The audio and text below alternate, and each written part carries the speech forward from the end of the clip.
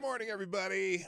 Yeah, I'm turning up the mic so you can hear me, and I am fixing that little problem. Hang on a second. Hi, it's Friday. Hope you got a good weekend planned. I am unshaved, and I probably smell bad because I just got home from work, and I had to put this together on the fly, but I'm here. I'm not queer, but that's okay. You're allowed to be not that way. So, it's Friday, and but the title of my stream is "They're So Predictable" because a couple things came to fruition that I didn't predict them yesterday. I probably should have said it out loud, but just the obvious happened. Oh wait, it's Funky Friday, isn't it? It's Funky Friday. Wait. Oh, what did I do? Oh, I see. Here, hang on. It's Funky Friday. We gotta keep this going. Anyway, it's Funky Friday on the Morning Night Live. And, I gotta turn that down because, I forgot. I gotta play the intro. But, I'll be back. I'm done. I'm just gonna go ahead and play. I'll see you in a minute.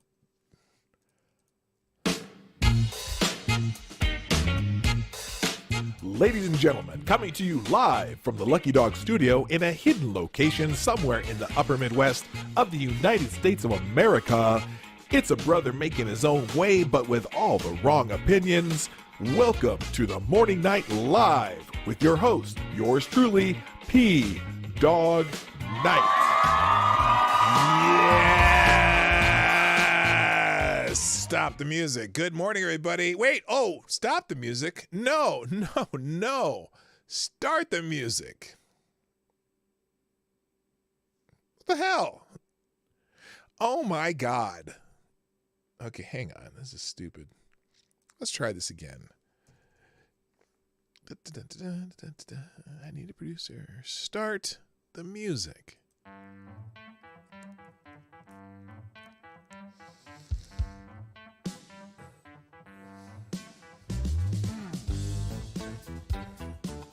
It's Funky Friday on the Morning Night Live. Welcome to the Morning Night Live. I'm your host, Marty, also known as P-Dog Night on the internet. What? What do you mean no sound?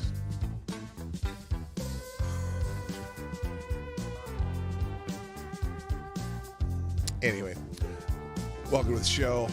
It's Friday, the 20th of May, 2022. On a Funky Friday on the Morning Night Live. And things are predictable around the world. And that's the theme today, because a couple things happened that I'm like, oh, no shocker here. And we'll get to those in a minute. But first, I'm going to say good morning. First in chat today is our friend adpocaplypse, who gets the bell. Wow, that was weak. Okay, it worked. Okay. Hello. And also, good morning, Nomad. Stop. Hammer time. Formerly known as MC. Also, good morning to Selected Boy. Yeah, boy. And good morning, Simon Wolfwood, Mike Savage, Larg, Plague Dr. Zach.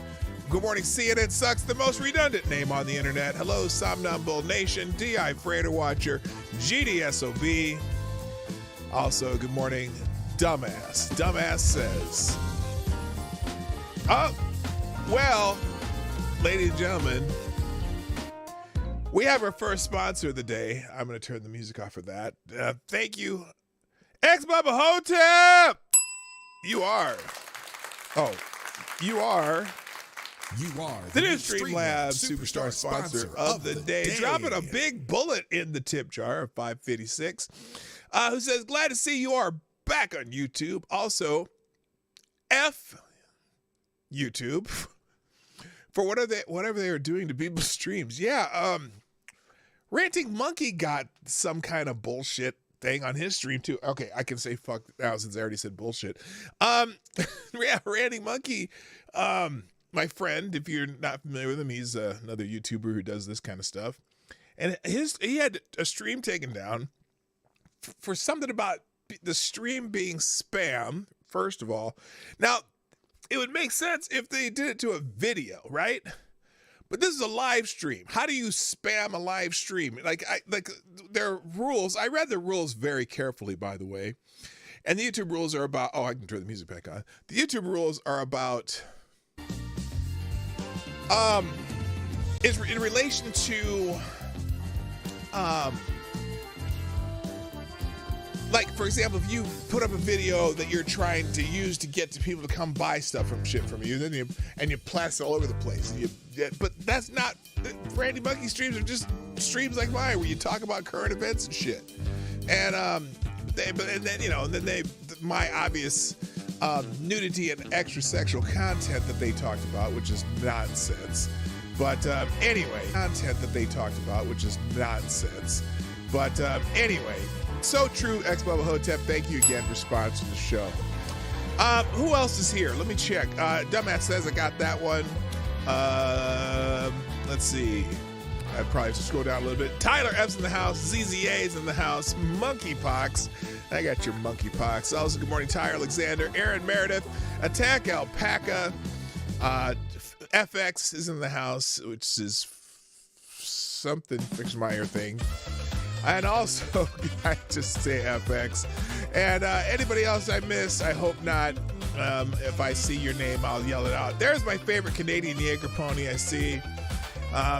And Ost Sands in the house. Black Hebrew Israelite. That's right. And I think that's about everybody. Is that everybody? That's close. If not, James Colley is in the house.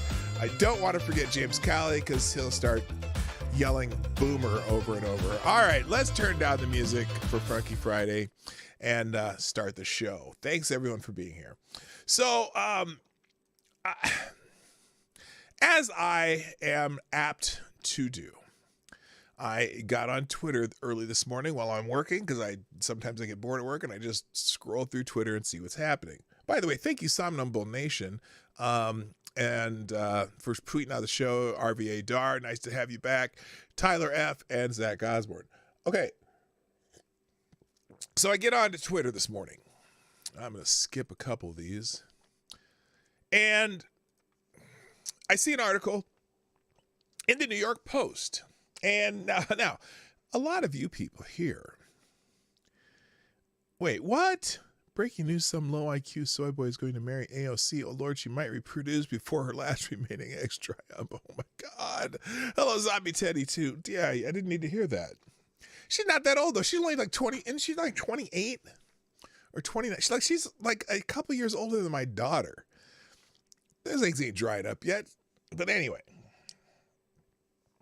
Or is she older than that? I don't know. Doesn't matter. So I see this tweet by the New York Post. And when you read the tweet, well, let's do this. Let's Let me show you what it is first, because I think it's important that you read this tweet, and then I'm going to have people in the chat. If you haven't, now, if you've already seen this story, do not answer the question. But I want you to, okay, there we go. I want you to tell me in the chat, I want to see what you think this story is about. Like, if you haven't seen the story, if you've already seen the story, do not answer. Okay? Do not answer. Only if you've haven't seen the story. So here's the title of the story. 15 people joined Buffalo shooting suspect Peyton Gendron's private chat shortly before massacre. All right. Now, when you see something like that, tell me in the chat what you think that might mean. By the way, good morning, Nicholas Daly. What's up? Also, good morning, Spidey Man's in the house. Nice to see you. And so good that. So 15 people joined shooting suspect Peyton Gendron's private chat shortly before massacre. So now, and this is one of those things. So, and I'm telling you, this is so predictable. Asan says, I guess it's some Discord server thing. Interesting. Tyre says Discord is under fire again, maybe. Ginger Power literally means nothing. Flabberjack, hello, good morning, by the way. Discord. Donkey Teeth is 30. Okay, well, me and my wife's first child was when my wife was 31. So no dried up ink shit. The FBA. What was a good name? Someone said that would be a good Frankie Beverly Institution. The Frankie Beverly Institution. If you know who Frankie Beverly is. If you know who Frankie Beverly is, tell me the group that is most known for Frankie Beverly. Okay. How long till we run seeing love letters and women online swooning over this? Oh God, fuck that kid. I put that again. There's not enough electricity for this kid, if you ask me. But anyway, all right, that's good. Some good answers on here. All right, now the first thing that popped into my mind. Okay, remember this jackhole live streamed his escapades on Twitch, and I thought, oh, did somebody? Rod Corpse, what's up? Did somebody, are they saying they joined like the chat in this Twitch stream or something? They were watching his Twitch stream when he's doing this. But that was the first thing that came to my mind. But many of you are much closer to the correct answer. Now, let's read the story. Yes, Maze, Avocado Stably, and I see someone said put through a Joy and Pain in there. Yes, Frankie Beverly and Maze. Very good. Excellent. All right. Here's the story. Let's read this story from the New York Post. 15 people joined Buffalo shooting victim. Wait a minute. Did they? No, that's hilarious. Now, before I even get the story, CNN sucks. That tweet you just put in there was held for review by my mods. Donkey Teeth is marrying a soy ginger. Is that offensive? Does that sound offensive to you? Maybe too much soy in there. Anyway, okay, so here it is. 15 people joined Buffalo shooting suspect in Peyton Gendron's private chat shortly before massacre. Now, when they say that they joined in a private chat, now I would, and most normal people would think, right, that, oh, you mean he had a chat room where they were talking about what he was doing, right? Wrong. Listen to this story and then tell me why it's stupid. I'm telling you why it's stupid if you don't tell me first. Now, here's the first line of The story: 15 people accepted avowed white supremacist Peyton Gendron's invitation to a private chat room. I'm sure they meant chillingly named Happening. This is not a drill. Where he allegedly spent months meticulously planning his attack in Buffalo that killed 10 people. Wait.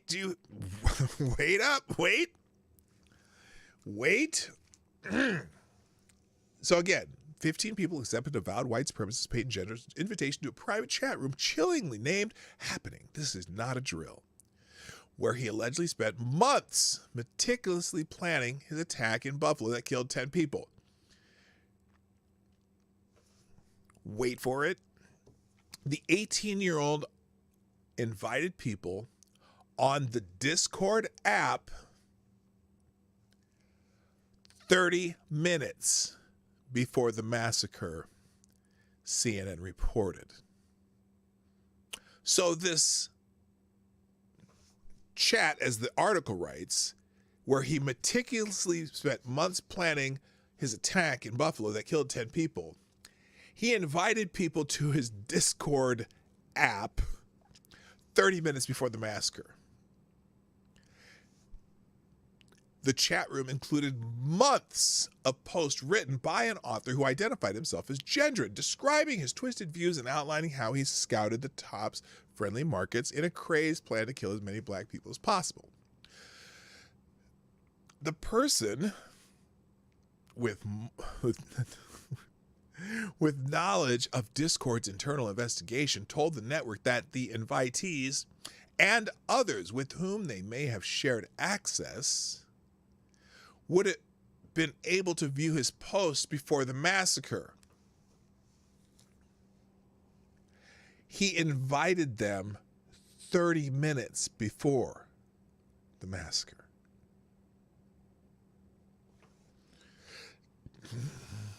The Washington Post reported, we got to read the Washington Post article. So this is to the Washington Post. I was wondering why the New York Times got this.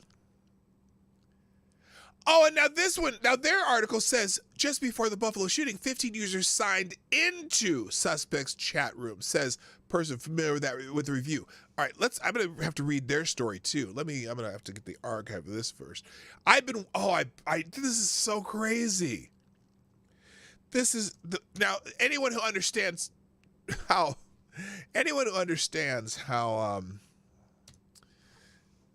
yes, it was archived tonight. Anyone who understands how Discord works knows this is a tenuous at best story. But let's read the New York Post first version. A copy of the invite reviewed by the paper said the accepted user code. I already said that. The accepted users could view a video stream of the shooting through a link to an account on Twitch, a video streaming service where Gendron allegedly broadcast the video of his attack. Then they continue, it was unclear whether Discord can determine exactly what the 15 users did after they accepted the invitation, a source told the paper. Where's the rest of the article? Here we go. Discord officials are now investigating Gendron's network on the app to determine if he acted alone or was supported by his online connections. A person with knowledge of the probe told the outlet on a condition of anonymity. A Discord rep declined to comment to the paper about the invitees and referred to it in a Wednesday statement that said the company was assisting law enforcement. Hate has no place on Discord, and we are committed to combating violence and extremism, the spokesperson told the Washington Post. Now, most of you are familiar with Discord, right? I have a Discord server, right? Now, if someone sends you an invitation to a Discord server, and let's say you accept that invitation to the Discord server,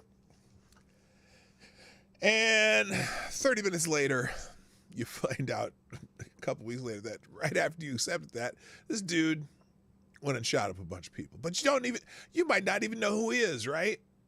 Because, again, my Discord server is called the P-Dog Night Discord server. It doesn't really identify me.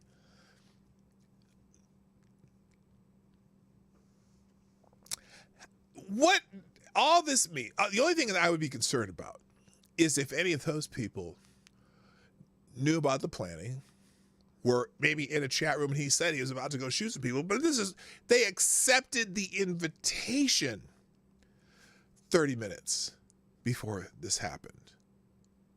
This to me just reeks of a story that was planted and for the purpose of getting into some tech companies' asses. This is insane to me. Real quick. Thank you, James Colley, for sponsoring the show. You are great. Asshole. Thank you, sir. Dropping a 5-spot in the tip jar saying, oh, is this an ad? Oh, okay. No, it's not. But you know what? It doesn't matter if it's an ad. I'm still going to throw some funk into it. Let's play some funk. Maybe. Turn the music. Turn it up.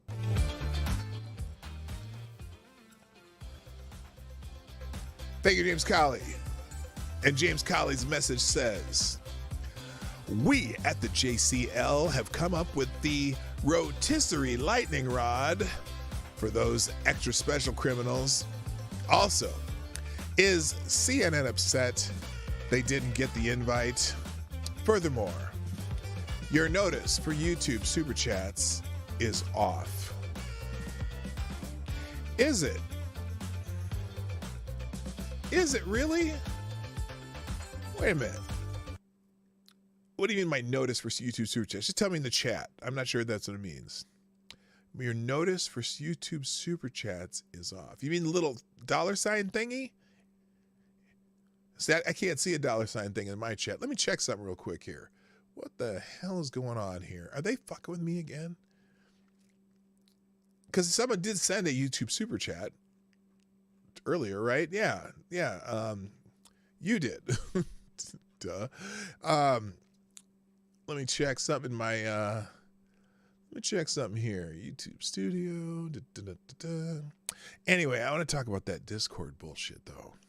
So when so someone invites you to join a Discord server and you accept the invite. How much of a Discord server can you get through in 30 minutes? And this is just one of those things where they're going after tech again. And I just think they're screwing with people. I really do. It's okay, I can't change the settings right now. I'll fix that later.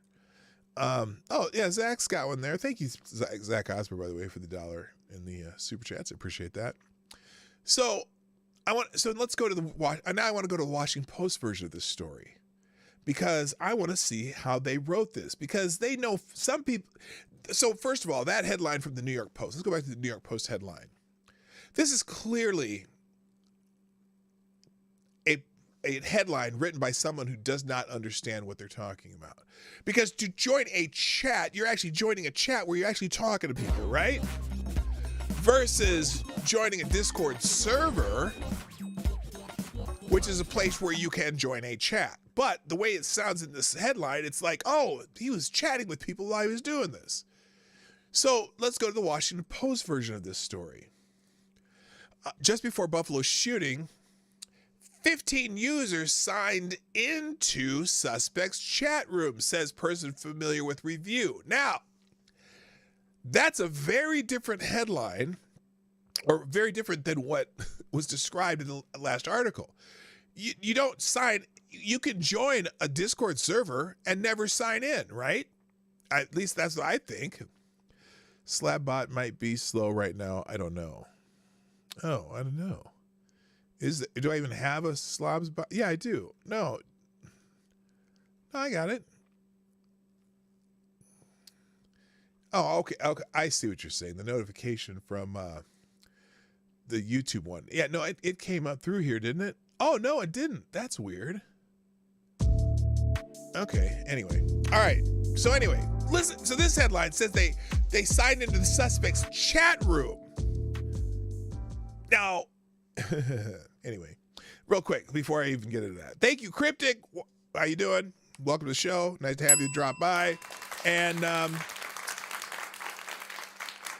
this is a joke. Okay. Cryptic says, a man walks into an enchanted forest and tries to cut down a talking tree. You can't cut me down, the tree exclaims. I'm a talking tree. The man responds, you may be a talking tree, but you will die a log. How dare you? Oh, cryptic. Get it? You will dialogue.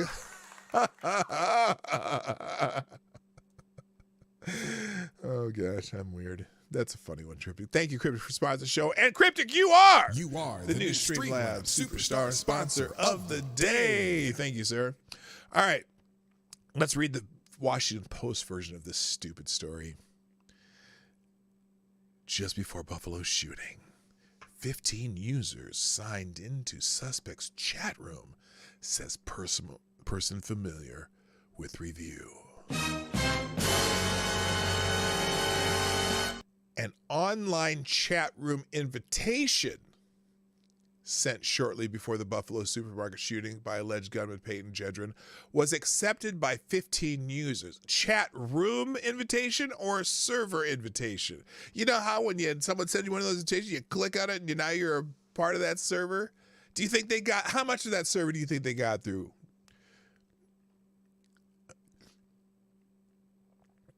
Anyway. According to a person knowledgeable of the messaging platform Discord's investigation into the matter, when the 15 accepted the invite to that server. Now, there's a difference between a server and a chat room. Good God. When the 15 accepted the invite to that server, they were able to scroll back through months of Gendron's voluminous writings and racist screeds. Now, they were invited 30 minutes, according to the New York Post, they were invited 30 minutes before the event. But when they accepted, they were able to scroll through months of the writings immediately. How much do you think they could have read? How many months of writings could they have read? Hello, legit low talker. A copy of the invitation from Jen reviewed by the Washington Post said Discord users who clicked through to the room also could view an online video stream where footage of the Buffalo attack on Saturday was broadcast, raising the possibility that more people saw the shootings as they happened than was previously known. He was broadcasting his Twitch stream. So 15 people who joined the server 30 minutes before the event could have watched it on Twitch through the Discord server. Again, this is, oh my God. Investigators at the messaging platform are sifting through data related to Gendron's account to decipher the accused shooter's network, according to the person who spoke on the condition of anonymity to discuss matters also being examined by law enforcement. Discord has said it disabled Gendron's chat room. They keep going between chat room and servers, and they're two different things. These are non-tech people talking about things that most people would look at and think, oh, you mean they're in the middle of a chat room doing this? No. Anyway, they're conflating terms. And if any of these people are involved, hey,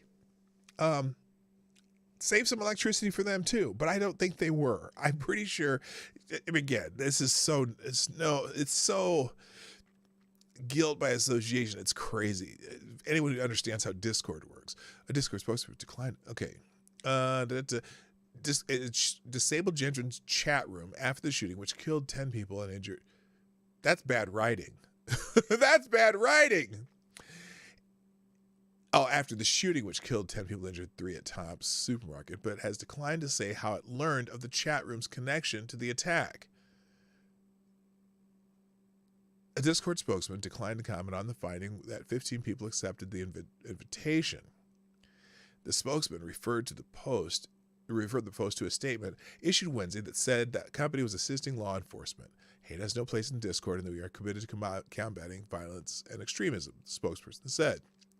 Now, a new finding on Gendron's alleged use of online networks to transmit footage of the killings and to disseminate propaganda seeking to justify them illustrates how social media companies have been unable to stop their platforms from being exploited to spread terror despite promises to do so. Do you feel the crackdown coming? Can you feel it? They're blaming social media. Gendron, an 18-year-old from Conklin, New York, has pleaded not guilty to murder after being arrested at the scene of the killings. About a half an hour before the shootings, according to Discord, Gendron's account shared an invitation with other users on the platform, which allows direct messaging and group discussion in private rooms known as servers that require an invite. Really? Hello, Crackshot. How you doing? Cops posted grocery stores now due to the shooting just in time for food shortages, right? Oh my God. Are they trying to discourage black people from shopping? They're trying to kill black people. That's what they're trying to do. Either way. Anyway, a copy of the invitation, later posted online by one recipient, features a link to Gendron's private Discord server where he had for 6 months. Okay, hang on. I need to show you this.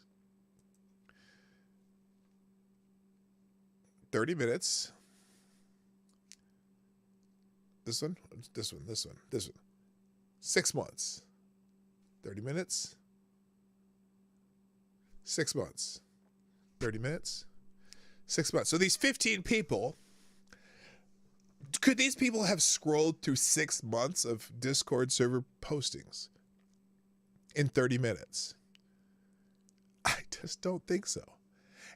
And sometimes, because I've joined, people invited me to servers, and scantily know them, I've just clicked and gone, yeah, I'll sign up for that one. Anyway, he had been on there for 6 months, compiling hundreds of postings that included racist screeds and explicit details of a plan for shooting black people at the store in Buffalo. The messages were written by an author who identified himself as Gendron, the review by the Post found. Gendron, a white man, You're fucking a white male!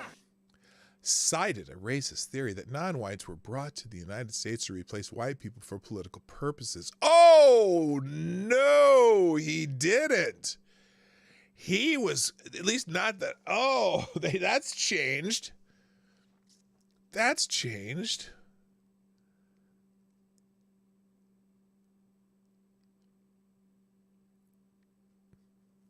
I thought he was doing the actual replacement theory anyway. Okay. 11 of the 13 people shot at the supermarkets were black, police have said. It's unclear whether Discord could discern exactly what the 15 people did after they accepted the invitation to the private server, according to the person familiar with the matter, but their connection to the account could help law enforcement understand whether the accused shooter acted alone or was supported by online acquaintances. Really? So wait a minute. The kid was compiling his strategy and materials or whatever for 6 months on this Discord server. But the people who were invited to the Discord server 30 minutes before he acted, which means sometime during his drive, they received the invitation. So he was an hour and a half into his drive to Buffalo when they received the invitations on the Discord server, and they accepted the invitation to the Discord server. And 30 minutes later, he acted on whatever the shit that he wrote in that Discord server. And this could help law enforcement understand whether the shooter acted alone or was supported by online acquaintances. How?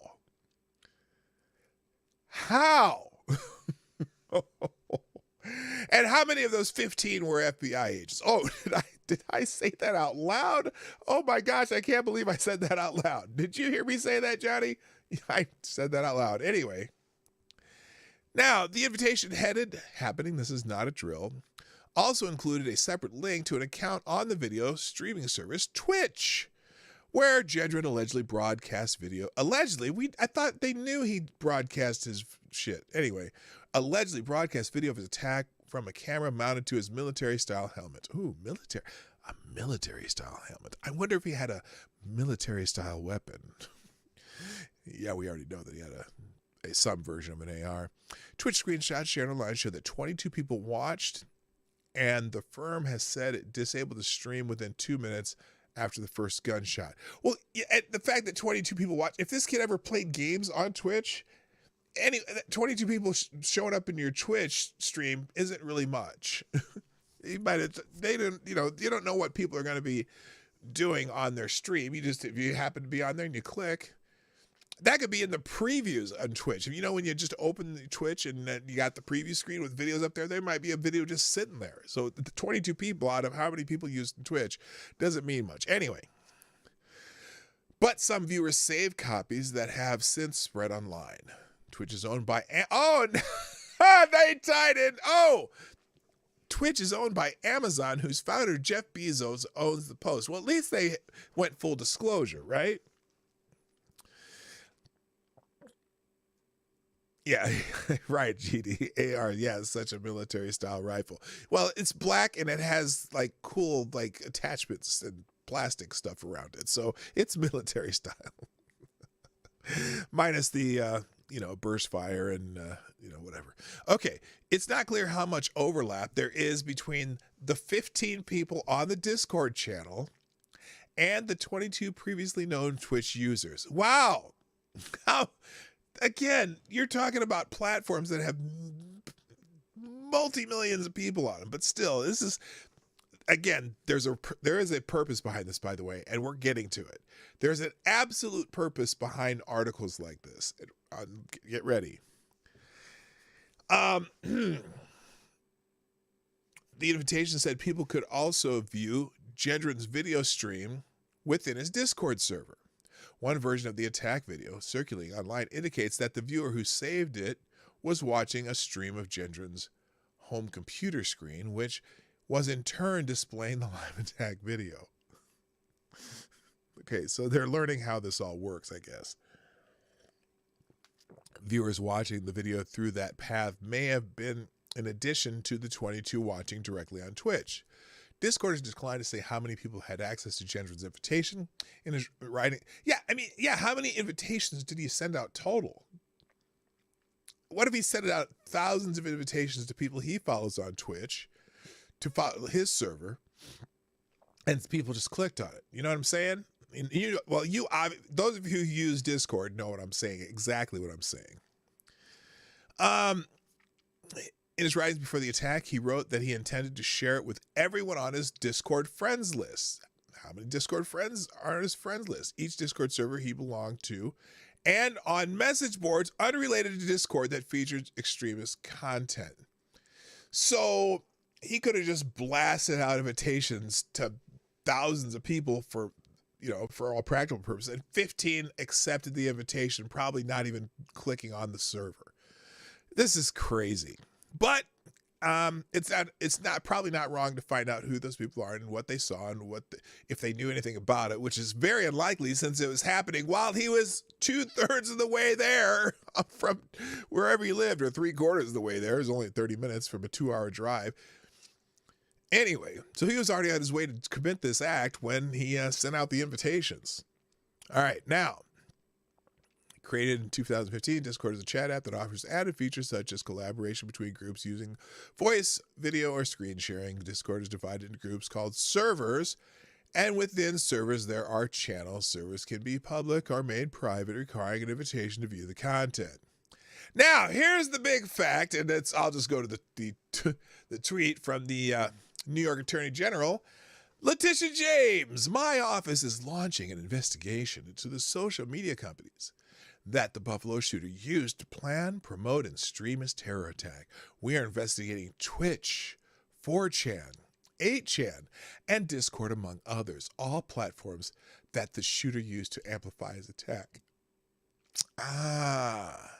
That's what this is about. This terror attack what again revealed the depths and dangers of these platforms that spread and promote hate without consequences. We are doing everything in our power to stop this dangerous behavior now and ensure it never happens again. What does that mean? What does that mean? What does that mean? Anybody? Anybody? I don't know.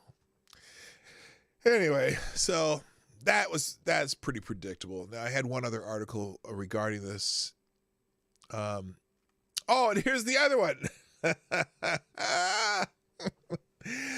Guess what? You know what's coming, guys. Here, before I even go to this, you know what's coming. We're going to have another crackdown on social media. You're going to hear a bunch of new terms of service. You're going to get more people suspended for things like nudity and sexual content, as among other things. There's going to be more crackdowns on speech and what you can say and what you can't say. Of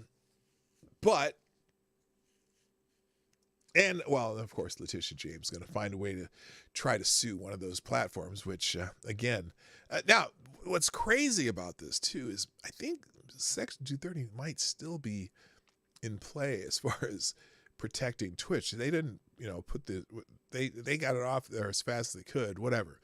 But anyway, all right, now, so here's the next part, because they're going after social media in different platforms.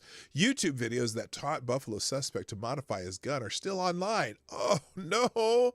Discord chats believed to have been written by the Buffalo shooting suspect linked to several videos showing how to modify an AR-15.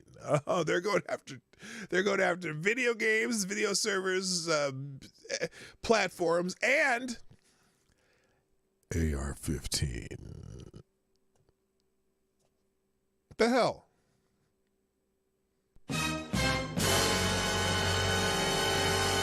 Better late than never.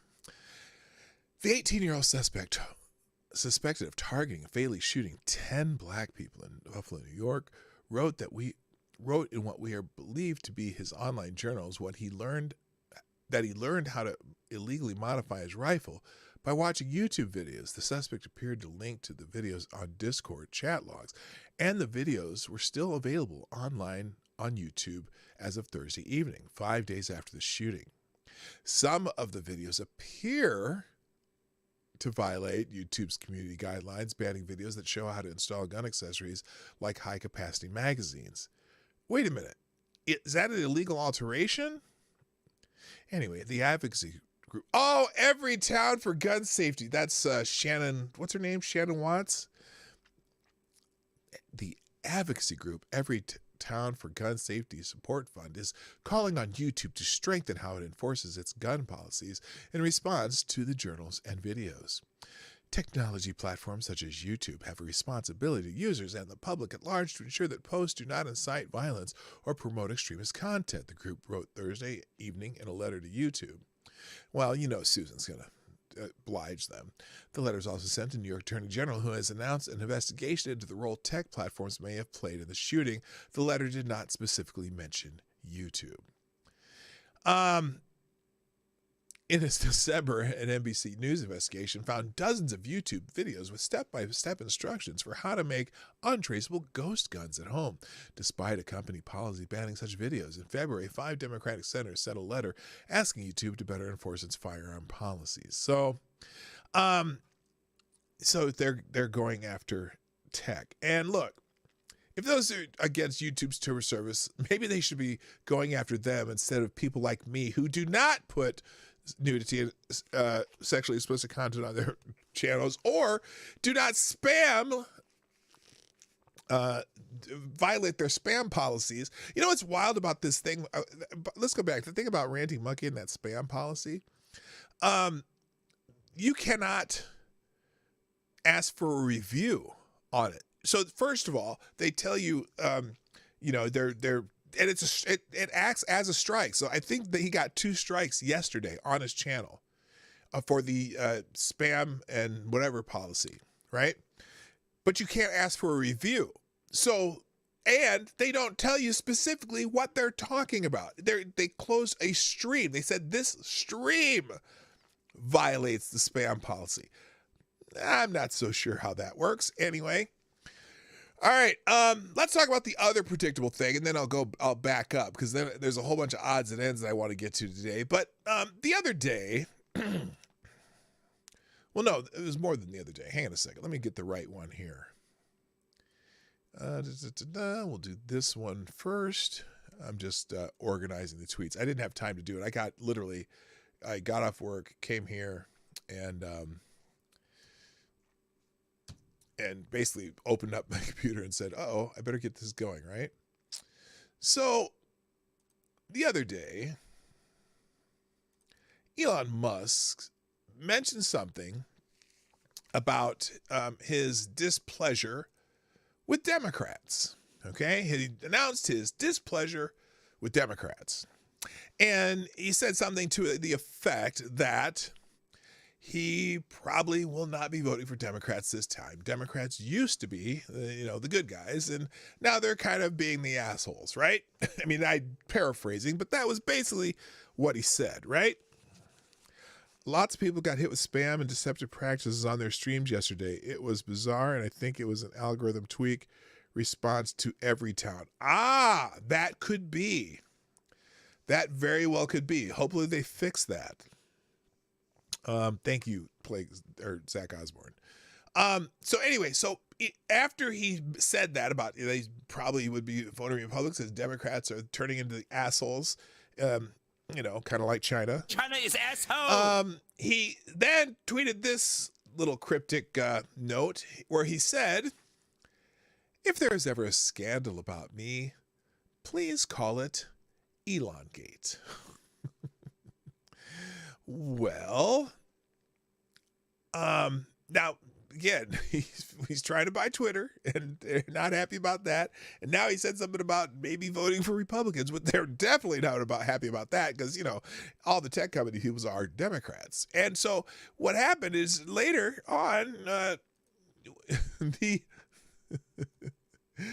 I got the right one. Yeah, here we go. Suddenly. Oh, and then he said, people are attacking him left to right. I mean, all over the place. And so he also did this tweet: "The attacks against me should be viewed through a political lens. This is their standard, despicable playbook, but nothing will deter me for fighting for a good future and your right to free speech." Good. Yes. You said, talk that shit, Elon. Talk that shit. Well, shockingly, suddenly, there is a scandal. There is a scandal from Elon Musk. There's a scandal that here it is. Elon Musk faces a sexual assault claim from a SpaceX flight attendant. Wow. And where's the Business Insider? Here it is. Business Insider. There. Business Insider, which, by having the word business in it, thinks they're pro-business, but actually they're just, commies who write shit about business. But anyway, Business Insider with this big article. A SpaceX flight attendant said Elon Musk exposed himself and propositioned her for sex. Documents show. Documents show. That's interesting. The company paid $250,000 for her silence. Here's the story. SpaceX, the aerospace firm founded by Elon Musk, the world's wealthiest man, paid a flight attendant $250,000 to settle a sexual misconduct claim against Musk in 2018. Insider has learned. Wow, I wonder where they learned this. Somebody must have tipped him off. The attendant worked as a member of the cabin crew on a contract basis for SpaceX corporate jet fleet. She accused Musk of exposing his erect penis to her, rubbing her leg without consent, and offering to buy her a horse in exchange for an erotic massage, according to interviews and documents obtained by an insider. By Insider, that's the paper itself. Now, interesting. So there's a $250,000 settlement. Usually settlements like this are sealed or whatever, but somehow they got interviews and the documents that they obtained for this story. Wow, what timing. Just as he says, I'm going to vote for Democrats and I'm trying to buy Twitter, they're just bringing up scandal after scandal. The incident, which took place in 2016, since 2016, they've known about this, is alleged in a declaration signed by a friend of the attendant and prepared in support of her claim. The details of this story are drawn from the declaration as well as other documents, including email correspondence and other records shared with Insider by the friend. So maybe just a way to, the woman who got the settlement, I'm sure it was supposed to be a confidentiality agreement. I'm wondering if she just happened to say, "Hey, friend, go. He's gonna vote Republican. You better go tell the papers about this." According to the declaration, the attendant confided to the friend after taking the flight attendant job. She was encouraged to get licensed as a masseuse so that she could give Musk massages. It was during one such massage in the private cabin on Musk's Gulfstream 650 ER. She told the friend that Musk propositioned her. So she's given massage, Musk massage. He gets has a reaction, and he touches her leg, and she got $250,000 for it. Did he? Now, when he propositioned her, I'm just curious. Did she take him up on the offer? Or did she say no and did he leave it at that? I'm curious. But it was called sexual harassment and he paid her off. And now, as soon as he mentions that he might vote Republican, this is coming out to the public. If I were inclined, now, after Insider contacted Musk for comment, he emailed to ask for more time to respond and said there's a lot more to this story. If I were inclined to engage in sexual harassment, this is unlikely to be the first time in my entire 30-year career that it comes to light. He wrote, calling the story a politically motivated hit piece. No. This couldn't be a politically motivated hit piece. Who would do that? Nobody would do that. Anyway, thank you, Tyre Alexander, for sponsoring the show, dropping a small bullet in the tip jar. I appreciate that. Let's see. And Tyre says, and that is why I don't believe many of these sexual harassment charges. Bitches try to make a quick bucks. Liars trying to get leverage on someone or opponents. The Me Too movement has literally destroyed my faith when a woman makes a claim like that. Well, I'm not going to say anything because I don't want to get in trouble. But anyway, yeah, I agree. Resist, we must. Anyway, so Insider extended the deadline and reiterated the offer to Musk to comment on the claims. He did not respond. Reached by cell phone, SpaceX Vice President Legal Christopher Cardacci said, I'm not going to comment on any settlement agreement. SpaceX did not respond to requests for comment to his general media contact email address. Oh, wait a minute. Allegations.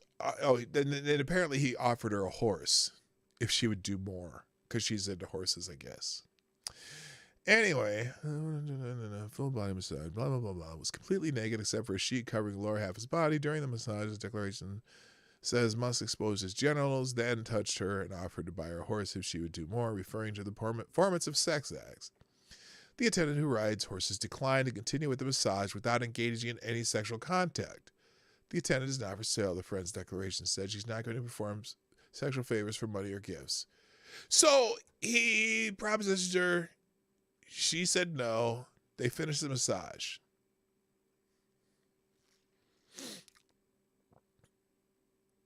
Now, and it's all the friend describing this in the article. So, just so predictable. And look, the predictable part's not that this happened. The predictable part is that, as Elon Musk put it, how did he say? He said, not that one, this one. He said, if there's ever a scandal about me, please call it Elongate. Or elongate. Anyway, so then he says, so now Elon Musk says, finally we get to use elongate as a scandal name. It's kind of perfect. He's laughing about it because, he already paid her off. All right, let's get into just the other odds and ends that I have for today. TribuCast, thank you for subscribing. Welcome. I've been excuse me, TribuCast. I've been God damn it. I have been on watched your show and some of your streams. Check out TribuCast if you don't already follow TribuCast. All right, let's get some odds and ends here because let's see, I already did Buffalo. What's this? Yeah, that's Letitia James, Buffalo. Oh, so yesterday we talked about the surfer who took the what do they call it? The Western Australia surfing title, the trans gendered person that took the women's championship in the Western Australian surfing competition after 2 years earlier winning the men's competition. That was a longboard competition. Well, there's also another one that I didn't see that apparently happened. A female skateboarder, Taylor Silverman, is speaking out after placing second to a male competitor who identifies as a woman at the Red Bull Cornerstone contest. Red Bull's allowing this nonsense too. Silverman and other female skateboarders were robbed of their achievement and prize money that was meant for women. So here's her story. My name is Taylor Silverman. I am a female athlete. I have been skateboarding for 11 years and competing for several years. I have been in 3 different contests with trans women, 2 of which I placed second. At the last contest series I did for Red Bull, I placed second. A trans competitor who took $1,000 in qualifiers, $3,000 in finals, and another $1,000 for the best trick.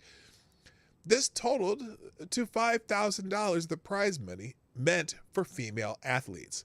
I took $1,000 in qualifiers and $1,750 for second place, so $2,750 in total. The girl who took third received $750. The girl who deserved $1,000 for the best trick took nothing along with whoever would have placed third.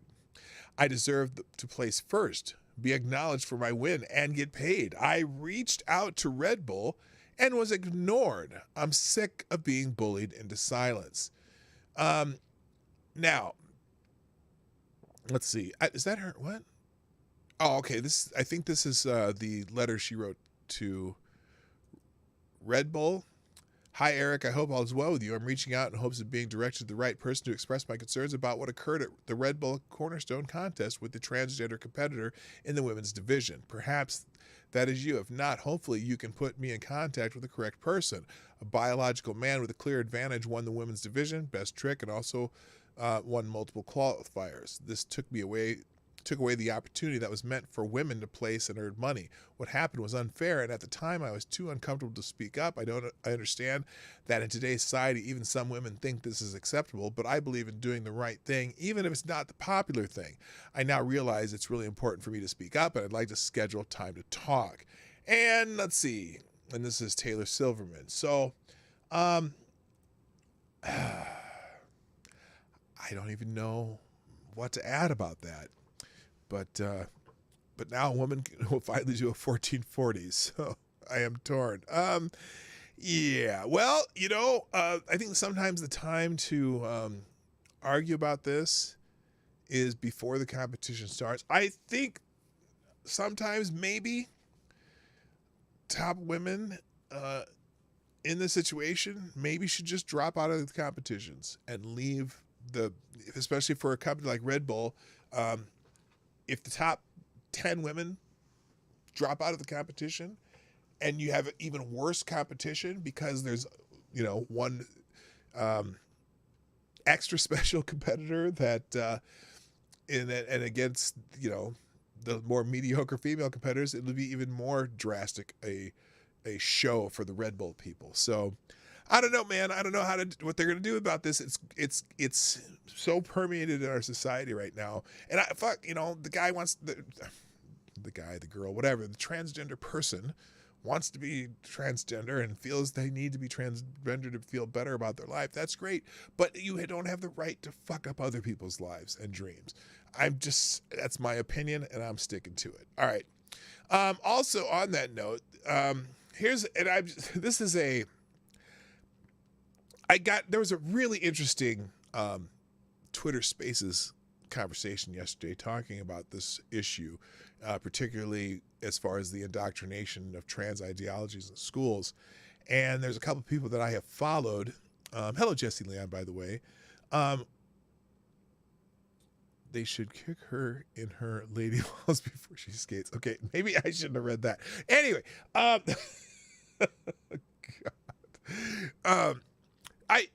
So now I'm. By the way, hopefully I'm gonna get. There's a couple people I want to have conversations about this that I met internet wise through the conversation, and I think one is a master's in psychology that's talking about this, and she has a lot of great stuff to say. So I really want to. Hopefully I'll get her to come on the show. But anyway, I'm just going to start giving examples of this, probably one or two a day, of people who are going through very shitty situations regarding this phenomenon. And this is one that I happened to find yesterday, and it's a little bit heartbreaking to me. Where today one of my daughter's best friends gave her a note calling her transphobic, unkind, and disrespectful, and that would not be able to be friends if my daughter didn't change her mind. Her crime? Supporting J.K. Rowling and saying she didn't want boys in the girls' toilets or bathrooms, whatever. They're 8 years old. You don't think that this is if you don't think this is an indoctrination, this is another example of this. They're indoctrinating kids to this. And I'm trying to figure out what the purpose is. Why? I mean, is it that, we've gone so deep into the equity and inclusion that we're just going to start forcing people to believe this, or else? An 8-year-old says she's not going to be friends with another girl. Transphobic. Because she likes J.K. Rowling books. Because she likes Harry Potter, I'm guessing. It's insane. She says, she continued, sadly, I have to go to sleep now, but I look forward to waking up to find out how many times I get accused of making this all up or what an evil parent I am. You know it. But wait till they find out that the friend is actually 9. I forgot. She just had her birthday. So, I want to see some of the replies to this, because now, and she changed her username to Turfette. Anyway,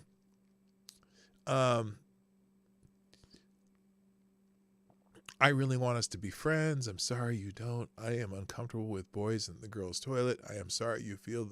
she's writing a letter back that the girl should say. I'm sorry you feel boys' feelings are more important than girls' feelings. You want the boys to be comfortable, but then you think it is good girls are uncomfortable. Now, someone here says, and the trans girl in question, what happens to her? It's not a trans girl. That's not, and the trans girl in question,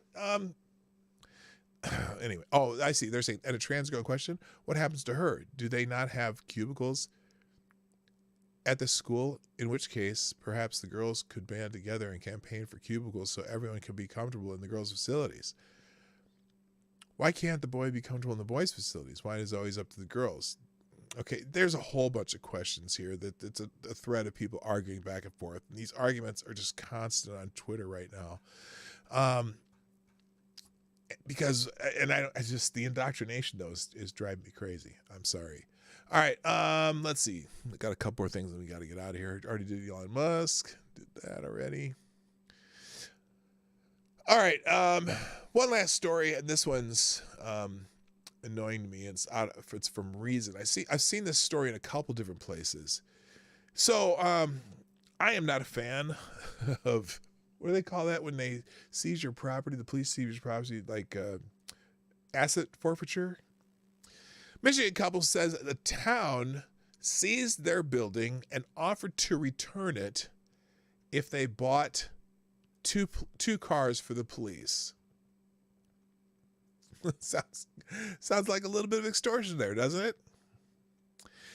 A Michigan couple says their town seized a building they owned and then demanded that they buy 2 cars for the police department to get their own property back. The case was first reported on WXYZ Detroit. Began in December of 2020 when the mayor of Highland Park and the police chief dropped by a 13,000 square foot building owned by Justina and Mark Cosbiel for an impromptu fire code inspection. The city officials found a marijuana grow operation inside. The Cosbiels, immigrants from Poland, say they had a state license to grow medical marijuana, but the city seized the building anyway and held it onto it for 17 months without charging them for a crime. So this is a building they had a license to grow marijuana. Hello, Brett Hayes. Which apparently is illegal in Michigan for medical grade marijuana. Now, under civil asset forfeiture laws, police can legally seize property, cash, cars, and even houses suspected of being connected to criminal activity like drug trafficking, whether or not the owner has been charged with a crime. But not only were the Cosbiels never charged with a crime, police never alleged there was any major criminal activity. In response to an interrogatory filed in the Cosbiels' subsequent lawsuit against Highland Park, a city police officer answered, quote, none, end quote, when asked to identify any predicate felony offenses justifying the seizure. Then things took a highly unusual turn when the Cosbiels say they received a settlement offer from the town. A settlement offer? What? Stop growing marijuana and buy 2 vehicles for the local police department. With what money? You're closing down our business of selling medical marijuana. For fuck's sake. On February 24th, 2021, an email provided to Reason by the Cosbiels' attorney, Mark Delden, shows that a Highland Park police officer ferrying a message from City Attorney Terry Ford sent the Cosbiels, quotes for 2 cars from a local Ford dealership, totaling about $70,000. Take it easy, Kessler. Nice to see you. Or hi, Kessler. Good morning. I thought you were leaving. You're coming and going. Okay. They have set up a quotes for 2 cars to buy the police department. Civil liberties groups often criticize civil forfeiture for creating a perverse profit incentive for police. You think, and local governments, since forfeiture revenues often go straight into their budgets, but it's practically unheard of to see such an overt shakedown put into emails and court documents. Extortion. There's no other way to explain it, says Delden. This is really policing for profit, because instead of finding a crime, pressing charges, and allowing the forfeiture process to work out, they just went and seized the building and said, hey, give us 2 cop cars. Delden tells Reason. There was no crime and there was no forfeiture process. The goal was never to forfeit this property because Highland Park wouldn't receive anything. The goal was to extort my client into providing squad cars.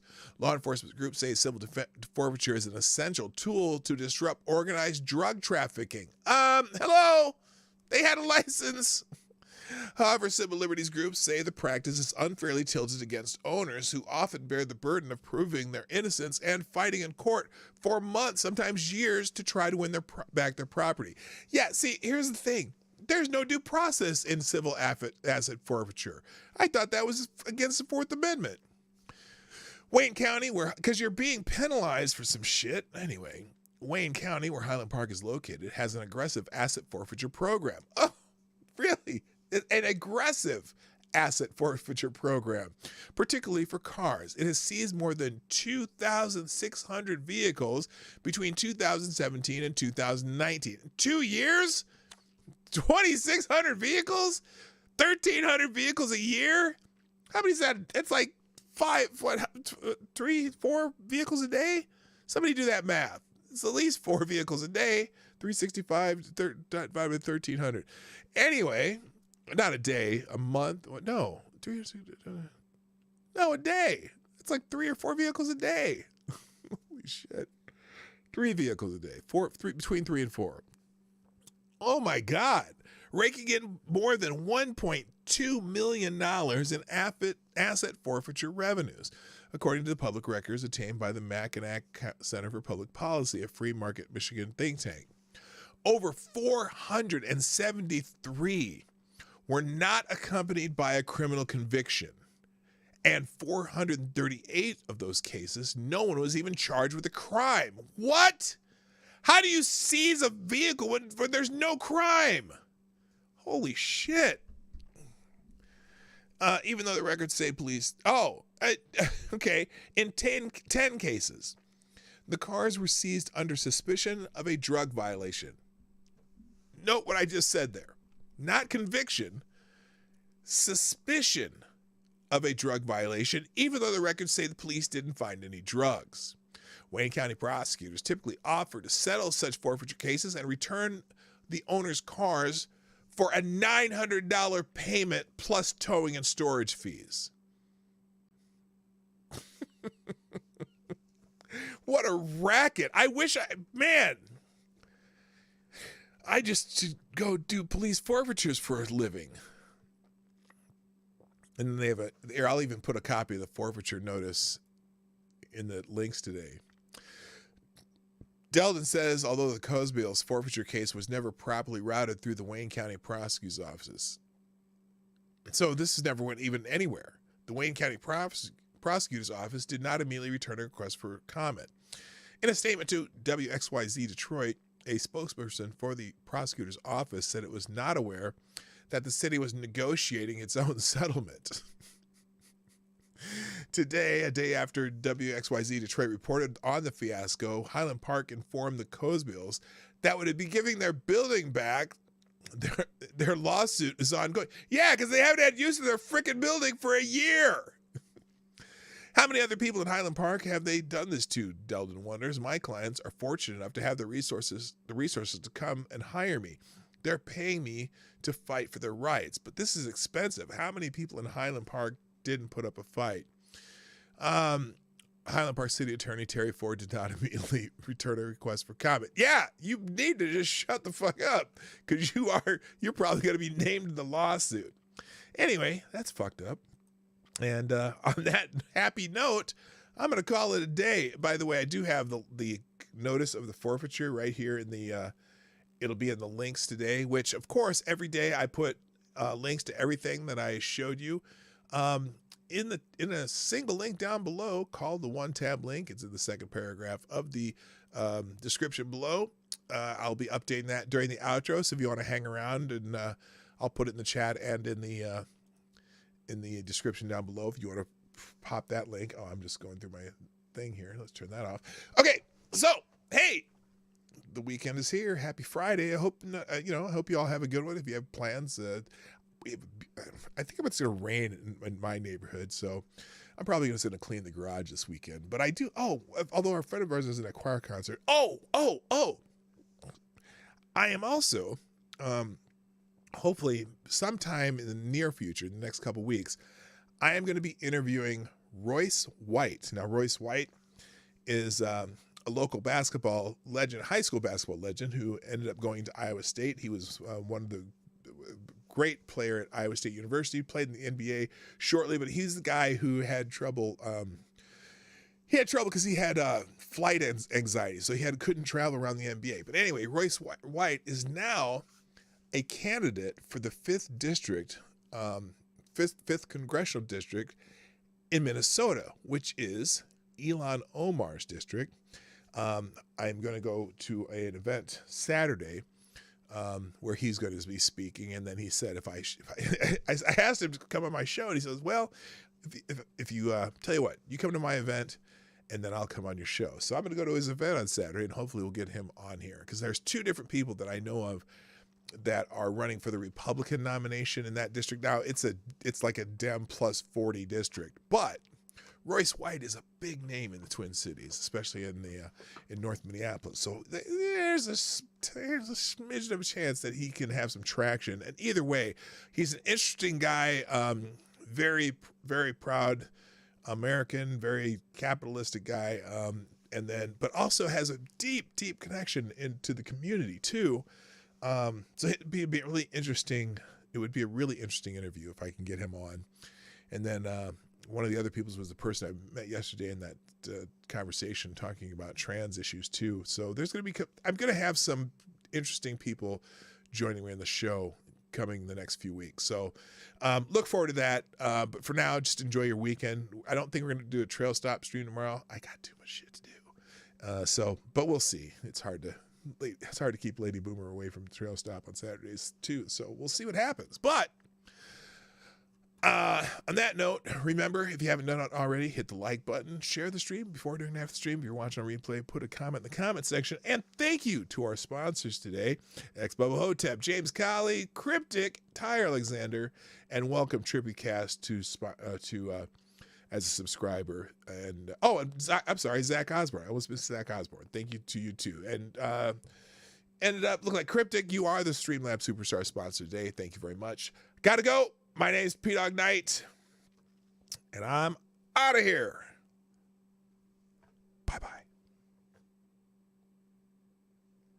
No, really. Bye-bye. Hey, this is P-Dog Knight, and thank you for watching today on the P-Dog Knight channel. If you have an observation or remark you'd like to make about this video or my channel, I absolutely welcome you to write it in the comment section down below. I really look forward to hearing from you. And before you go, if you like what you saw but you're not already subscribed, please make sure you hit the subscribe button and definitely click that bell that pops up afterwards so you'll be notified when I post new videos or when we go live. I broadcast my live show, The Morning Night Live, Monday through Friday at 10 o'clock Eastern, 9 o'clock Central. A special thank you to all the supporters of this channel who share our videos on social media and who make donations through Streamlabs, YouTube, Venmo, and Cash App, which are all linked in the description down below. Thanks again, and until next time, I'm P-Dog Knight, and I'm out of here.